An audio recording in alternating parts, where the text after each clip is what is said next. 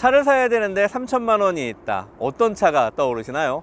국산차 중에는 그랜저나 K7, 그리고 수입차 중에서는 도요타 캠리라던가 혼다 어코드, 또는 알티마, 이 정도 생각이 나겠죠. 그리고 젊은 층에서는 아무래도 미니 쿠퍼, 이런 차종을 많이 생각을 할 겁니다. 오늘 소개해 드릴 차는 벤츠에서 나온 가장 작은 클래스, A죠. 벤츠는 보통 C, E, S 이렇게 나갔는데 A 클래스는 이름만 가지고도 가장 아랫급 엔트리 모델이라 생각을 하시겠습니다. 근데 A 클래스가 기존에 해치백은 좀 많이 있었는데 이번에 새로 나온 차는 세단형이에요. 약간 C 클래스를 줄여놨다고 할까요? 자, 20, 30대에서 3천만 원을 가지고 차를 산다 그러면 선택의 폭이 그렇게 넓지가 않습니다. 그랜저나 K7 그냥 편안하고 편의 장비 많이 붙어 있고 그냥 크기만 크고 아무런 개성이 없고 또 심지어 이건 아빠차 가져왔냐, 말 그대로 패밀리 세단인데 한두 명이 타는 그런 경우에는 패밀리 세단이 굳이 필요 없겠지요. 그렇다 그러면 보통 미니 쿠퍼로 많이 가는데 미니 쿠퍼 또한 너무 이제는 좀 식상해요. 그리고 지금 굉장히 운전을 해보신 분들은 아실 거예요. 운전하기도 불편하고 그리고 특별한 재미도 없고 이제는 좀 흔해진 차라서 그런 것 같습니다. 근데 벤츠에서는 사실 이런 럭셔리 브랜드에답게 약간 중대형 세단 위주로 만들었는데 이 소형 세단의 어떤 좀 시장이 앞으로도 좀 많이 커질 것 같고, 태어나서 첫 차를 이 벤츠와 함께 접하게 된다 그러면 앞으로 E 클래스, S 클래스 이렇게 올라가리라는 바람으로 이 차를 아마 만든 것 같습니다.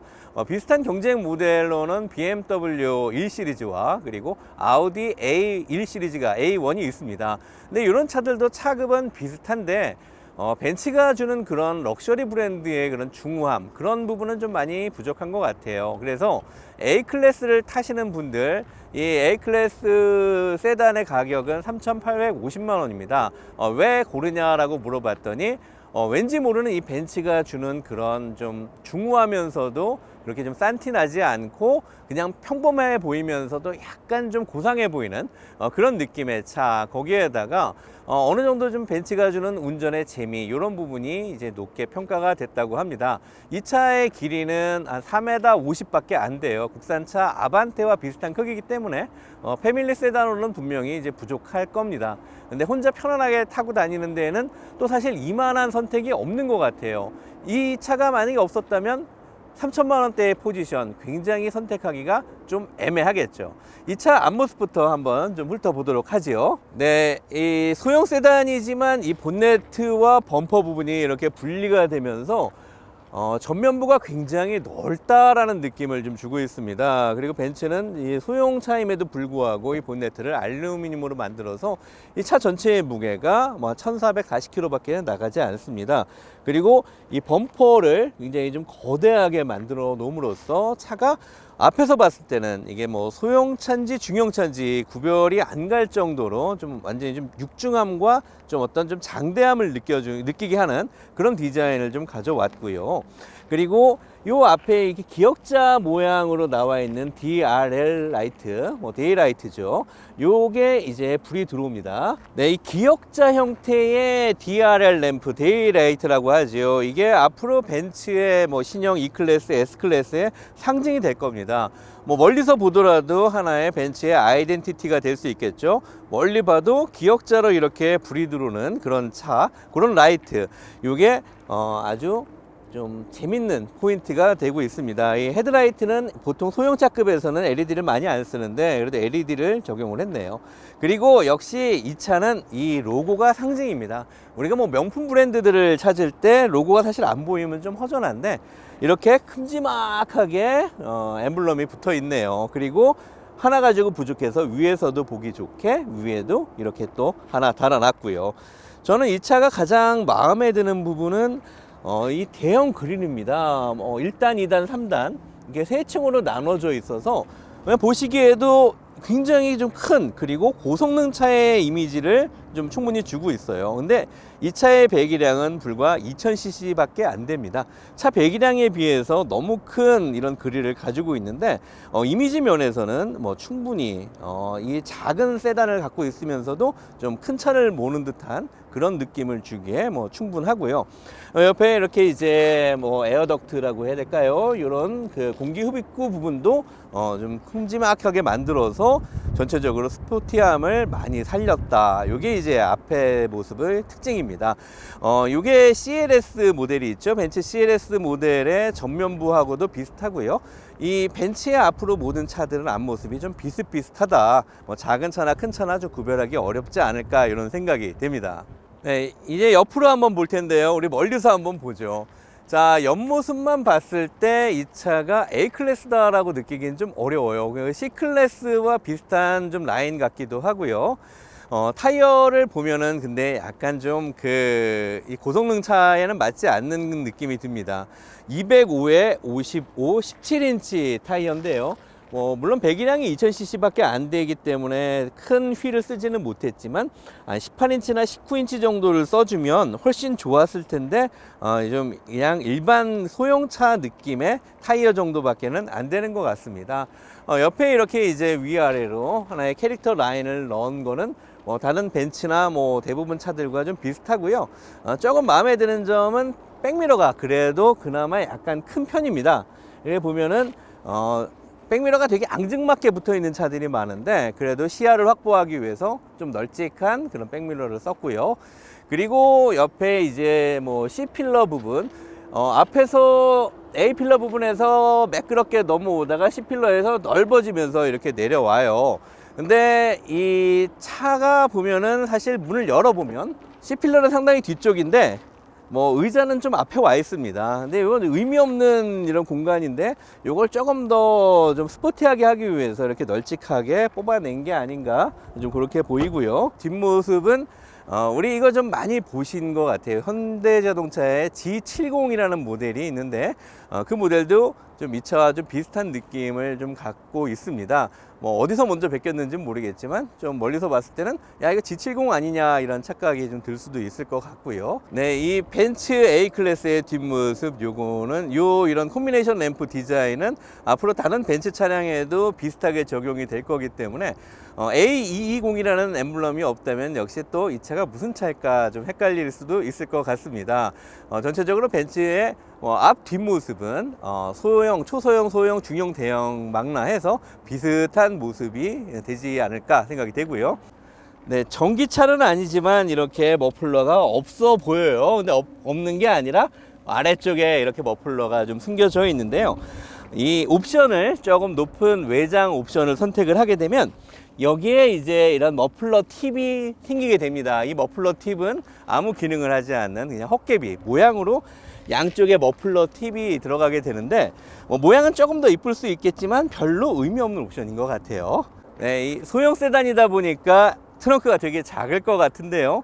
자, 이게 트렁크를 한번 열어보면 열리는 거는 이렇게 부드럽게 열립니다. 그러나 닫는 거는 스위치 같은 거 그런 거 없어요. 옵션 선택하고 싶어도 없어요. 손으로 그냥 쭉 내려 닫는다. 이런 기본적인 트렁크인데 트렁크 넓이가 그래도 생각보다 꽤 깊습니다. 이렇게 들어가 보면은요, 보통 이 소형차에, 우리 국산 초소형차에 보면 트렁크가 거의 없다시피 했잖아요. 근데 이 트렁크 사이즈는 아반떼 트렁크와 비슷한 정도의 405리터급의 트렁크를 가지고 있어서 웬만한 여행용 캐리어 한두 개 정도가 들어갈 수 있고요. 그리고 요즘에는 스페어 타이어를 거의 넣지 않기 때문에 그 아래에 작은 이런 또 수납할 수 있는 공간들이 나오게 됩니다. 스페어 타이어 대신에 펑크가 나면 이렇게 수리할 수 있는 키트가 들어가 있네요. 본네트 크기는 제법 큰데요. 이거 한번 열어보는 이유가, 자, 열어보면 좀 알량해요. 엔진이 2000cc니까 이렇게 조그맣게 들어갈 수밖에 없고요. 국산 소나타와 비슷한 그런 느낌입니다. 근데 이걸 열어본 이유는 여기에 흡음재가 없어요. 보통 차를 보면 여기에 어떤 플라스틱 패널 같은 게 이렇게 하나 되어 있어서 차의 진동이나 소음을 어느 정도 잡아주는데 어떤 원가 절감을 위해서인지 모르겠습니다만 하나 좀 붙여주면 좋을 것 같은데 이게 없다 보니까 달려보면 엔진에서 들어오는 소음이 제법 크게 들리는 게 이 차의 좀 단점이고 약간 부족한 점이 아닌가 싶습니다.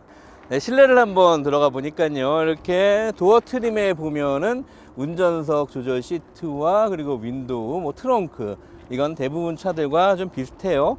다른 벤츠 모델과 좀 비슷한데 이 플라스틱 재질이 굉장히 좀 싼 티가 납니다. 역시 좀 엔트리 모델이라서 그런가요? 여기에 좀 너무 투자를 하지 않은 것 같고요. 시트도 물론 옵션을 선택을 하게 되면 이제 부분 가죽 시트로 바뀌긴 하는데 이 차의 이제 기본 모델이다 보니까 오랜만에 만납니다. 이런 패브릭 시트, 좀 나쁘게 말하면 천대기 시트가 이렇게 되어 있는데 의자가 그렇게 좀 크지는 않아요. 조금 앙증맞은 수준이고요. 그래도 다행인 건 운전석이 전동입니다. 앞뒤로 이렇게 움직이고요. 그리고 이렇게 위아래로 높낮이도 조절이 됩니다. 자, 근데 이제 보통 레그 서포트라고 하는데요. 이 다리를 받쳐주는 부분은 이게 참 보기 힘들어요. 이게 수동이에요. 자, 이거 대부분 보면은 전동으로 나와 있어서 스위치가 어디 있나 찾으실 텐데 수동이기 때문에 이렇게 손으로 밀고 당기고 해야 됩니다. 왜냐하면 제일 싼 벤츠니까요. 자, 그러나 가장 큰 단점인 조수석에 숨겨 있는 비밀을 하나 보겠습니다. 자, 일단 도어 트림을 한번 보시죠. 어디에도 이 좌석을 조절하는 그런 스위치는 없습니다. 알량하게 열선 하나 이렇게 좀 마크가 들어와 있는데요. 이 차는 통풍 시트 없습니다. 앞에 뒷좌석도 열선 시트가 없습니다. 다만 앞좌석에만 그냥 열선 시트 하나 있고요. 이런 거 오랜만에 보실 거예요. 조수석의 시트가 수동이에요. 경차에도 조수석의 시트는 보통 자동으로 많이 되어 있는데, 자, 이렇게 스위치가 아닌 레버를 눌러서 이렇게 밀고요.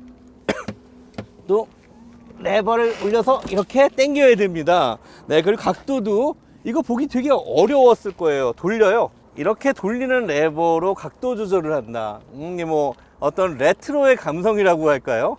하여튼 원가 절감을 많이 하긴 했는데 이건 좀 심한 것 같습니다. 그리고 높낮이 조절도 이렇게 옆에 펌프도 아니고 이 레버를 가지고 눌렀다 내렸다.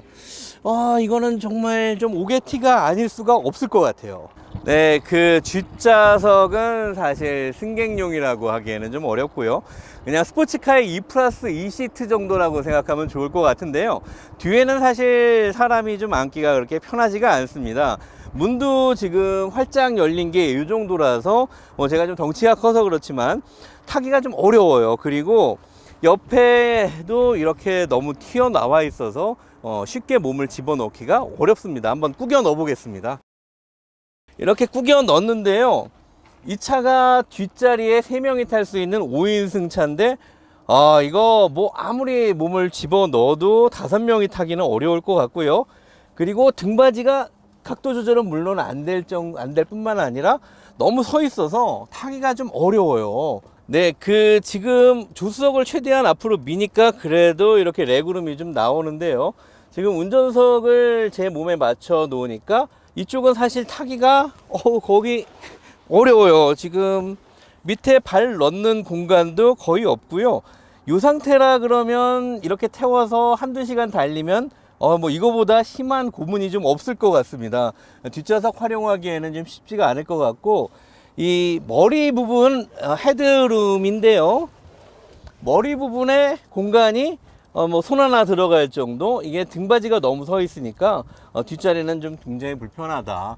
벤츠를 탈 때 뒷자리에서 편안한 승차감을 느끼는 그런 형태의 벤츠가 아니라 그냥 뭐 운전석에서 운전의 재미, 그리고 실용적으로 운전을 하는 그런 차라는 것을 잘 나타내 주는 것 같습니다. 자, 그러면 시동을 한번 걸어보죠. 근데 엔진음이 좀 캐랑캐랑한 게 좀 국산차 정도와 비슷한, 좀 어떤 벤츠가 주는 좀 묵직한 시동음 이런 거는 없고요. 그냥 뭐 한 소나타들 정도, 아반떼 같다는 느낌이 들어요. 한 1600cc 정도의 어떤 시동음인 것 같은데 약간 좀 아쉽네요. 네, 그 핸들에 붙어 있는 스위치는 뭐 다른 벤츠 모델과 거의 비슷해요. 그래서 벤츠를 좀 운전해 보신 분들은 뭐 누구나 다 쉽게 알 수 있을 것 같고요. 자, 다행히 파킹 브레이크는 여기 붙어 있는데 전자식입니다. 어떤 소형차는 파킹 브레이크가 기계식인 경우가 많은데 그나마 좀 전자식으로 되어 있고요. 그 옆에 이제 헤드라이트를 컨트롤할 수 있는 컨트롤 버튼이 이렇게 되어 있네요. 그리고 핸들램을 보면 왼손에는 이 지금 크루즈 컨트롤이죠. 속도를 맞춰서 따라가는 주행 보조 시스템이 붙어 있고, 오른쪽에는 전체적인 미디어를 설정을 하고 또는 뭐 볼륨이 붙어 있고 블루투스를 조작할 수 있는 이런 버튼들이 들어 있습니다. 전체적으로 이 차의 특징은 뭐 요즘 최근에 나온 벤츠 모델과 비슷하게 패널 부분이 10.25인치로 굉장히 크게 또 시원하게 나와 있습니다. 뭐 EQC라던가 이런 차들 보면은 이 패널이 계기판과 같이 이렇게 쭉 10.25인치를 두 개를 붙여서 넓게 보이게 했는데 이 차도 A클래스 세단도 비슷한 스타일의 좀 모양을 갖췄네요. 이 차의 또 재밌는 부분은 이게 좀 재밌게 만들어 송풍구 자체를 비행기 엔진의 어떤 터빈에서 따왔다고 할까요? 마치 막 바람이 막 회오리 쳐서 불어올 것 같은 그런 느낌의 어떤 송풍구를 만들었는데 세 개예요. 보통 운전석에 보면은 보면 송풍구가 한 두 개가 일반적인 우리 상식인데 운전석 쪽에 하나, 조수석 쪽에 하나, 가운데 세 개. 바람이 굉장히 좀 많이 쏟아져 나올 것 같다. 그럼 빨리 시원해질 것 같다. 그런 좀 느낌이 들고요. 송풍구의 스위치는 돌려서 이렇게 잠글 수도 있고 열 수도 있고 또 이렇게 돌아가는데 이 디자인 요소는 굉장히 좀 아이디어가 좀 좋은 것 같습니다. 그리고 이 온도 조절은 다른 벤츠 모델과 비슷해요. 굉장히 직관적입니다. 직관적으로 이렇게 만질 수 있어서 누가 보더라도 아 이거는 공조 장치구나 쉽게 알 수가 있어요. 온도 조절할 수 있는 레버, 그 다음에 바람의 방향을 설정할 수 있는 레버, 그리고 바람 세기 이런 스위치들이 여기 다 붙어 있으니까 뭐 따로 설명서를 보지 않더라도 뭐 쉽게 알 수 있을 것 같습니다. 자, 이 패널에 대해서 조금 좀 설명을 한번 드려보면요. 자, 이렇게 지금 터치라던가 드래그를 통해서 이렇게 만질 수가 있고요. 또는 지금 컨트롤 박스죠. 과거의 벤츠의 컨트롤 박스는 돌리는 타입이었는데 지금은 이렇게 그냥 뭐 마우스 패드 같이 이렇게 만들어져 있습니다. 어떤 기능들이 있는지 한번 보면요. 뭐 전화, 라디오, 뭐 미디어, 그리고 여기 그 앰비언트 라이트가 이 차의 좀 가장 핵심 뭐 기능인데요. 앰비언트 라이트의 어떤 색깔과 밝기를 좀 다양하게 좀 조절할 수 있는 부분이 이 차의 좀 특징이 되겠습니다. 그리고 정보 한번 들어가 보죠. 들어가 보니까 뭐 차량의 현재 뭐 가속과 제동 능력, 이건 근데 거의 모르는 사람 없을 것 같아요. 그 다음에 엔진 출력과 뭐 토크 이런 부분들이 나와 있고, 자 연비 이렇게 나와 있고요. 연비 공인 연비는 12.4km인데 지금 시내 주행을 하다 보니까 한 8.1km 정도 연비가 나오네요. 자, 그 다음에 메르세데스 앱 연결되어 있고요. 스마트폰하고 연결이 되어 있습니다. 이 차에 재밌는 거는 내비게이션이 없어요. 내비게이션이 없고 커넥티드 패키지라는 옵션을 선택을 하게 되면 스마트폰과 연동을 해서 내비게이션을 쓰게 되어 있습니다.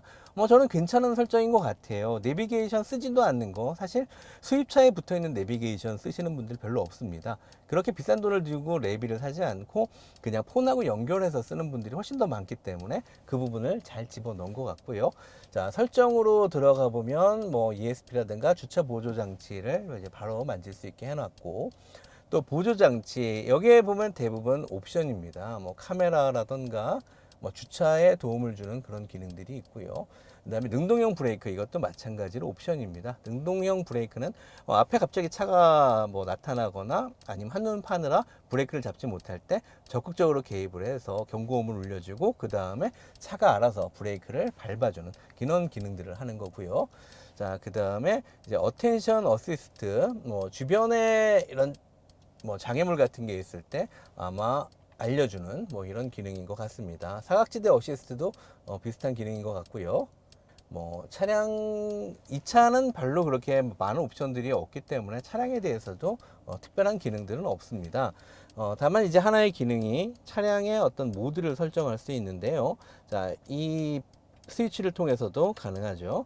자, 스포츠 모드와 컴포트 모드, 에코 모드로 놓아서 전체적인 차량의 주행 질감을 좀 차이가 나게 할 수 있는데, 스포츠 같은 경우에는 뭐 엔진 RPM을 전체적으로 좀 높게 잡아서 뭐 변속이 좀 늦게 되는 그런 형태인데, 특별하게 뭐 이런 서스펜션이라던가 아니면 뭐 차의 전체적인 세시를 잡아주는 그런 정도의 수준까지는 아닙니다. 자, 그 다음에 뭐 헤드라이트를 설정할 수 있고요. 자, 시스템에서 전체적인 배경 같은 거를 좀 바꿀 수 있게 만들어 놨네요. 한번 볼까요? 자, 디자인은 스포츠인데 클래식으로 한번 바꿔 볼까요?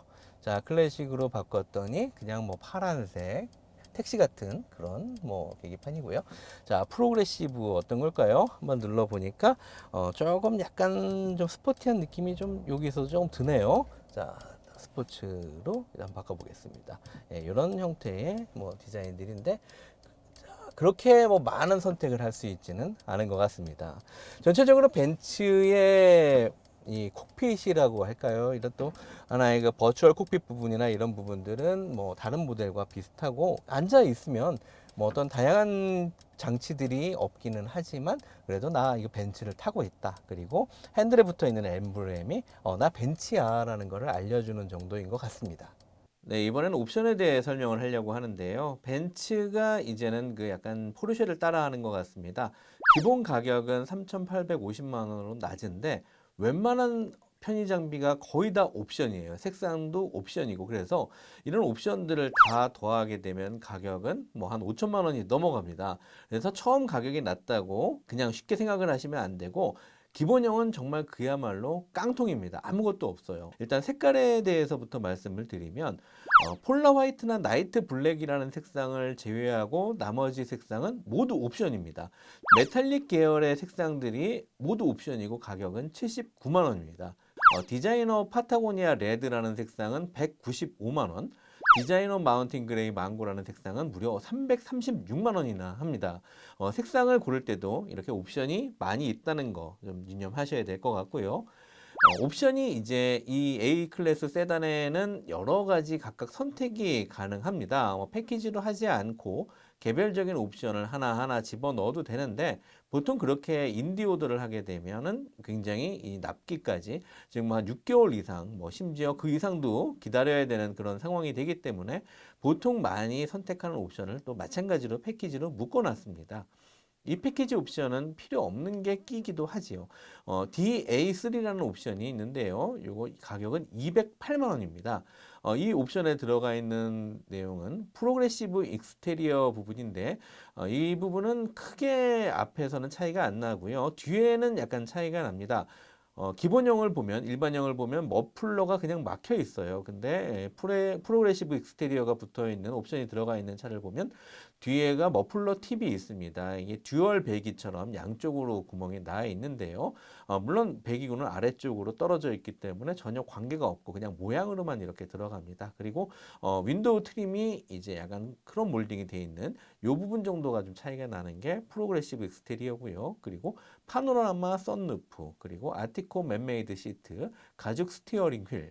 자, 스티어링 휠도 이 옵션이 들어가 있지 않으면 그냥 플라스틱 느낌이에요. 그래서 가죽 스티어링 휠도 많이들 선택을 하시니까 이 옵션을 모두 묶어서 DA3 208만 원 옵션이 되겠습니다.